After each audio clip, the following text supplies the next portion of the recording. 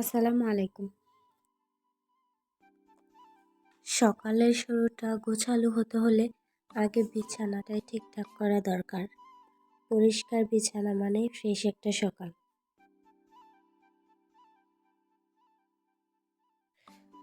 তো ঘুম থেকে উঠেই প্রথমে বিছানাটা গুছিয়ে নিলাম। ঘর গোছানো পরিপাটি থাকলে মনও ভালো লাগে। বাচ্চার জিনিসপত্র সবসময় গুছিয়ে রাখা দরকার।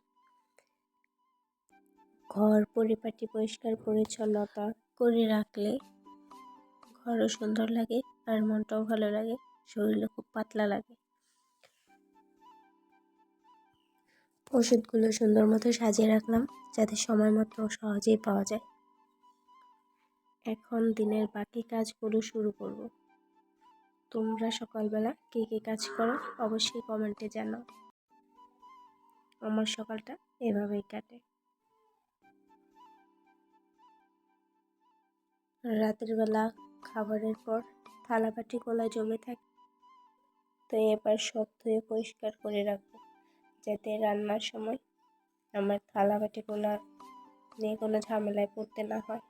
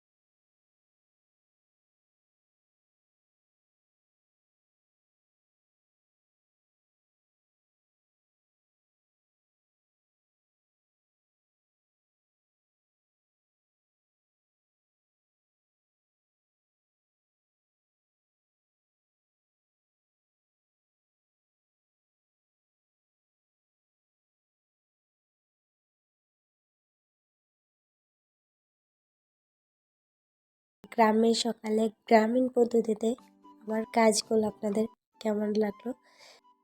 তো সবাই ভালো থাকবেন। আল্লাহ হাফেজ, দেখা হবে পরের ভিডিওতে।